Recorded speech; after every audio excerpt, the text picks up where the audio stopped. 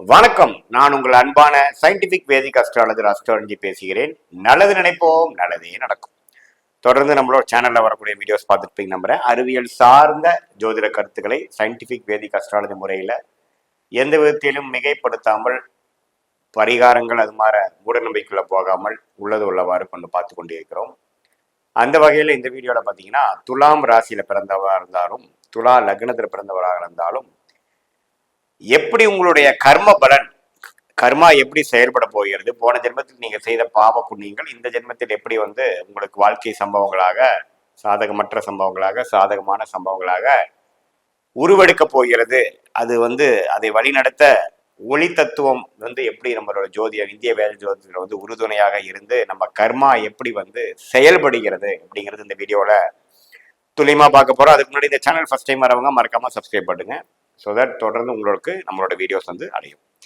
இப்போ பார்த்தீங்கன்னா, துலாம் லக்னத்தில் பிறந்திருந்தா இருந்தாலும், துலாம் ராசியில் பிறந்திருந்தாலும், உங்களுடைய மிக முக்கியமான ஒரு கிரகம் பார்த்தீங்கன்னா, உங்களுக்கு தேவையான கிரகம் சுக்கிரன். சுக்கிரனோட நிலைமை ரொம்ப முக்கியம். ஏன்னா துலா லக்னம், துலா ராசிக்காரரோட அதிபதியே, ராசி அதிபதி, லக்னாதிபதியே பார்த்தீங்கன்னா சுக்கிரன் தான்.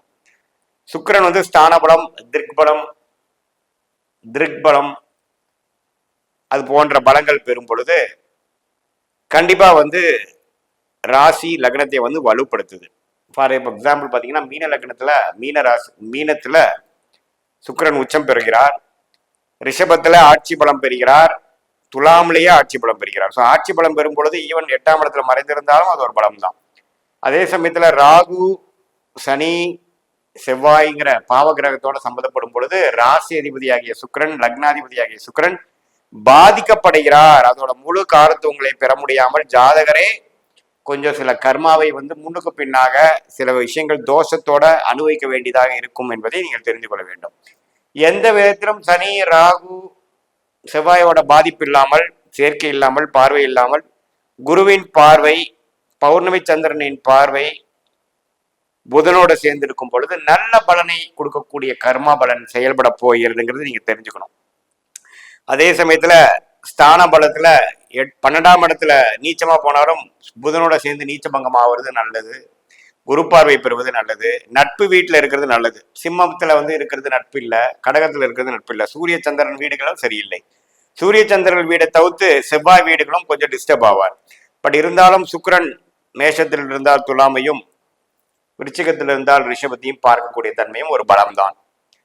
இயற்கையாகவே குருவின் வீட்டில் இருக்கிறது ஒரு சுபத்துவம், ஒரு திருப்பலம் தான். பட் இருந்தாலும் சுக்கிரன் குருவோட வீட்டுல டிஸ்டர்ப் ஆவார். மகர கும்ப வீட்டுல இருக்கிறது மிகவும் சிறப்பு. ஸோ சுக்கிரன்கிற கிரகம் இது மாதிரி ஒரு நட்பு வீட்டுக்கு குறைவில்லாமல் இருக்கும் பொழுது ஜாதகர் ஒரு ஒளிமயமான வாழ்க்கை, நல்ல கர்மாவை அனுபவித்து வாழக்கூடிய ஒரு வாழ்க்கையை வாழ்வார் என்பதை நீங்கள் தெரிந்து கொள்ள வேண்டும். நான் சொன்ன மாதிரி பாவ கிரகத்தின் தாக்கங்கள் இருக்கும் பொழுதும் ஸ்தானபலம், திக்பலம் குறையும் பொழுது, சுக்கிரன் 4ஆம் இடத்துல இருக்கும் பொழுது திக்பலம் பெறுகிறார். துலா லக்னத்துக்கு 4ஆம் இடங்கிற மகர லக்னத்துல இருக்கும் பொழுது திக்பலம் பெற்று ஜாதகரே கொஞ்சம் நல்ல ஒரு தன்மை உள்ள, நல்ல ஒரு கேரக்டர் உள்ள ஒரு பர்சனாக வருவார். குரு பார்வை பெறும் பொழுது இன்னுமே அதிகமாக பெறுகிறது. ஸோ இதுதான் சுக்கிரனோட முக்கியத்துவம் துலா லக்னம், துலாம் ராசிக்காரர்களுக்கு. அடுத்தபடியாக மிக முக்கியமான ஒரு கிரகம் பார்த்தீங்கன்னா, ராஜயோகத்தை கொடுக்கக்கூடிய கிரகம் யாருன்னு பார்த்தீங்கன்னா சனியும் புதனும். ஏன்னா சனியும் புதனும் நல்லாக இருந்து விட்டாலே போதும். சனி திசை, புதன் திசை துலா லக்னம், துலா ராசிக்காரர்களுக்கு வந்துட்டா போதும். வாழ்க்கையில் மேன்மை பெறுவோம், வாழ்க்கையில டெவலப்மெண்ட் இருக்கும், வாழ்க்கை நல்லா இருக்கும். அந்த தசாபுக்திகள்ல நல்லாவே வரக்கூடிய ஜாதகர் பலன் அணிவிக்கக்கூடிய, நல்ல கர்மாவை கரைக்கக்கூடிய, சாதகமான வாழ்க்கை சூழ்நிலையை அனுபவிக்கக்கூடிய அமைப்பு வருதுங்க. ஏன்னா சனியும் புதனும் பார்த்தீங்கன்னா மிகவும் முக்கியமான கிரகங்கள். லக்னாதிபதி, ராசி அதிபதி சுக்கிரனுக்கு மிக பிடித்த நண்பர். அப்படி இருக்கும் பொழுது சனி ஆட்சி பலம் பெற்றாலும் குரு பார்வை, சுக்கிரனின் தாக்கங்கள், பௌர்ணமி சந்திரனின் தாக்கங்கள் இருப்பது மிகவும் சிறப்பு. திருட்பலம் என்று சொல்லுவோம். சுப கிரகத்தின் தாக்கம் இருக்கும் பொழுது திருட்பலம் பெறுகிறார். சுப கிரகத்தின் தாக்கம் இல்லாமல் ராகு, செவ்வாய் போன்ற பாவ கிரகத்தின் தாக்கங்கள் வரும்பொழுது பாவத்துவம் அடைகிறார். ஸோ அப்படிங்கிறப்போ சனி திசை நடந்தாலும் அவ்வளவு சிறப்பா இருக்காது, ராஜயோக திசை வேலை செய்யாது. ஸோ யோகங்கள் இருந்தாலும் அந்த யோகத்தை யூஸ் பண்ணி, ஆப்பர்ச்சுனிட்டி யூஸ் பண்ணி ஜாதகர் வெற்றி அடைய முடியாத ஒரு அமைப்பு வந்துடும். ஸோ உங்களோட துலா லக்னம், துலா ராசியில பிறந்தவங்களுக்கு சனி எப்படி இருக்காருன்னு பார்த்துக்குங்க. அதே சமயத்துல ராசியிலேயே இருந்தா உச்சம் பெறுகிறார், அதுவும் நல்லதுதான், தப்பு இல்லை. ஆனால் குரு பார்வை, சுக்கிரன் பார்வை, சுப பார்வை பெற வேண்டும். அதே சமயத்துல மேஷத்துல இருந்தாலும் நீச்சமா போனாலும் சுபத்துவம் இருக்கும் பட்சத்தில் ப்ராப்ளம் இல்லை. ஸோ சனி பார்த்தீங்கன்னா ஓரளவுக்கு பாவத்துவமா இல்லாமல் ஓரளவுக்கு நல்லா இருக்கும் பொழுது நல்ல பலனும், புதனும் பார்த்தீங்கன்னா குறிப்பா செவ்வாயோட சேராமல், ராகுவோட சேராமல், கேதுவோட சேராமல் சனி சேர்ந்தாலும் கொஞ்சம் தவறு தான். பட் அவ்வளவு தவறு இல்லை, 50% பாதிப்பு இருக்கு. அப்படி இருக்கும் பொழுது புதனும் ஓரளவுக்கு நல்லா தான் இருக்கும்.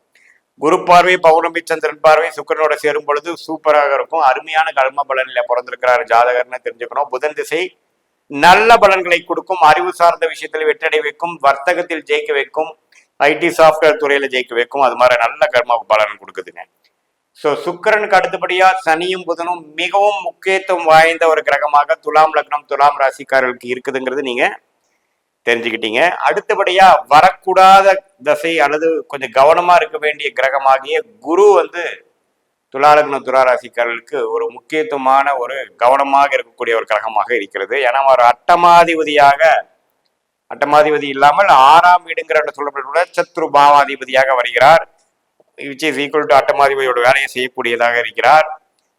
அந்த குரு வந்து 6ஆம் வீடுங்கிற மீனத்துல கனெக்ட் ஆகாம இருக்கிறது நல்லது. 6ஆம் வீட்டிலே இருந்தால் மிகவும் தவறு.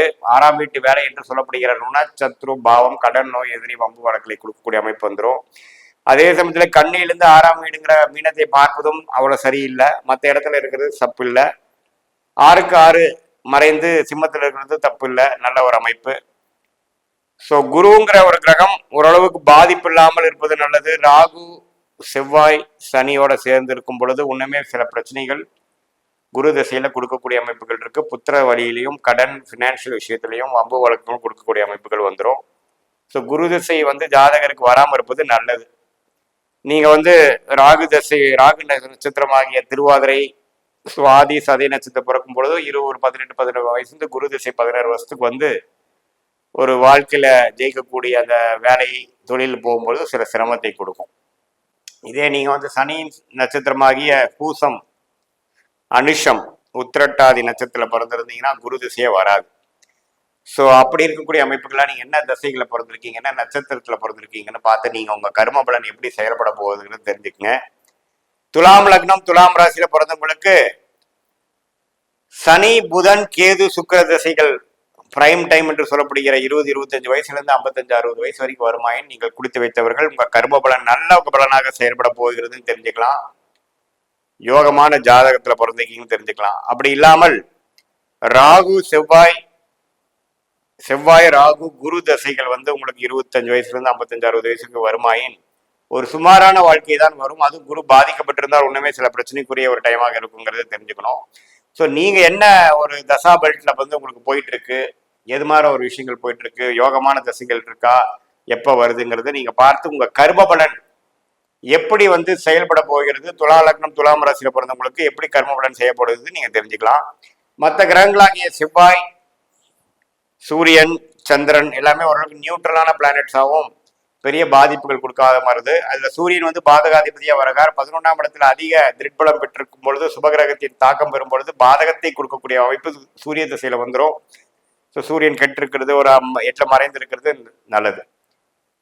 ஸோ இதுதான் வந்து துலா லக்னம், துலா ராசியில பிறந்தவர்களுக்கு கர்ம பலன் எப்படி வேலை செய்ய போகுது, போன ஜென்மத்தில் செய்த பாவ புண்ணியங்கள் எப்படி இருக்கிற போதுன்னு தெரிஞ்சுக்கிறோம். இது ஒரு பொதுவான பலனை தவிர உங்களுடைய ஜென்ம ஜாதகத்துல ஒரு கிரகம் எப்படி இருக்கு, எந்த டிகிரியில இருக்கு, ஒண்ணுக்கு ஒண்ணு எவ்வளவு தூரத்துல இருக்கு, எல்லாம் மைன்யூட்டா டீட்டெயிலா பார்த்து அது பிரகாரம் உங்களுடைய ஃபியூச்சர் எப்படி, ஷார்ட் டேர்ம் ஃபியூச்சர் எப்படி, லாங் டேர்ம் ஃபியூச்சர் எப்படி, எது மாதிரி முடிவுகள் எடுக்கணும், உங்களுக்கு பிராப்தங்கள் எப்படி இருக்கு, கர்ம பலன் எப்படி செயல்பட போகுதுங்கிறது பார்த்து அதுக்கு தகுந்த மாதிரி முடிவெடுத்து நம்ம வாழ்க்கையில வெற்றி பெற முடியும்.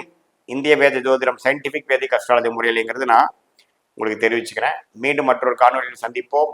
நன்றி, வணக்கம்.